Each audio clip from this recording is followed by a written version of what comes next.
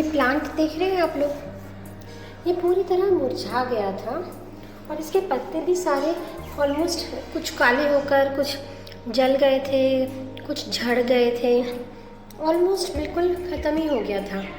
और अभी कुछ दिनों से यहाँ पर देखो ये छोटे छोटे नए पत्ते और नए पत्ते यहाँ पर दिख रहे हैं। और सबसे सरप्राइजिंग ये देखो यहाँ पर छोटे छोटे, बहुत ही छोटे छोटे नए पत्ते आना शुरू हो गए हैं, राइट।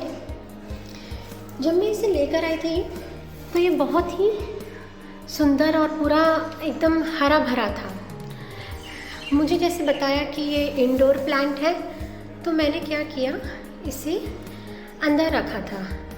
और जैसे कि हमें पता होता है कि प्लांट को पानी देना चाहिए, तो मुझे जैसे बताया गया था मैं इसको वीक में 2 बार पानी दे रही थी। मैं इसको वीक में 2 बार पानी दे रही थी, लेकिन मैंने इसे अंदर रखा हुआ था। अब क्या हुआ, कुछ दिन में मैंने देखा कि इसके पत्ते ना काले हो रहे हैं।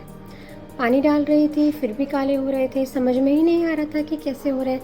फिर धीरे धीरे झड़ने लगे थे।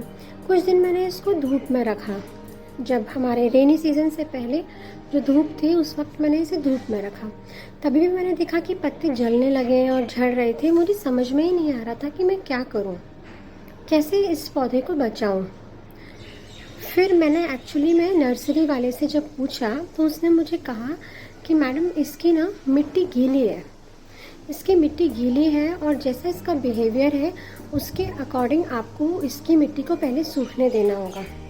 आप या तो इसको पूरे दूसरे गमले में ट्रांसफ़र कर दो या फिर इसे आप सूखने दो, और जब तक ये मिट्टी सूखती नहीं है आप और पानी मत डालो।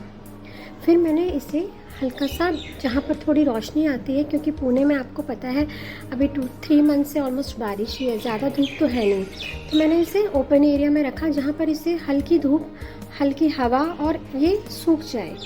अब ये पौधा का जो पानी है, मिट्टी धीरे धीरे सूखने लगी। जैसे जैसे ये धीरे धीरे सूखने लगी और मैंने पानी डालना बंद कर दिया, जैसे जैसे ये मिट्टी सूखने लगी धीरे धीरे, कुछ मैं देख रही हूँ इसको 15-20 दिन से 20-25 दिन हो गए होंगे, नए पत्ते आने शुरू हो गए हैं।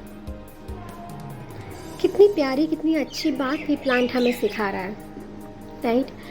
हम सभी इस मदर नेचर से जन्मे हैं और ये प्लांट जो है ये नेचुरल है, इसका एक नेचर है, इसे एक एनवायरनमेंट चाहिए। मैंने इसको इसके जो इसका एनवायरनमेंट इसे चाहिए उसके अपोजिट रखा, दूसरी जगह रखा, तो ये मुरझाने लगा, ऑलमोस्ट मर सा गया था।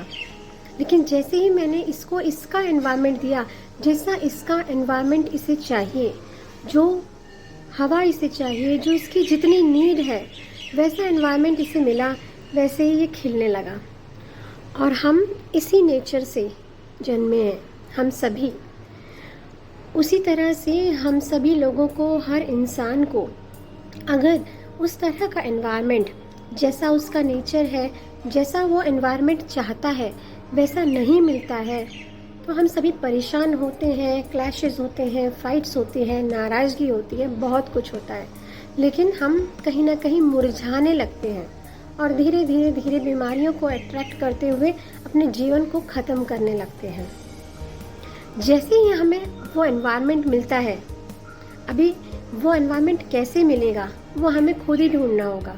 जैसे ही हमें वो एनवायरनमेंट मिलता है जिसकी हमें ज़रूरत है, हम इस पौधे की तरह खिलने लगते हैं। है ना ब्यूटीफुल मैसेज? आई होप आपको पसंद आया होगा। Thank you so much. Happy Dussehra to everyone.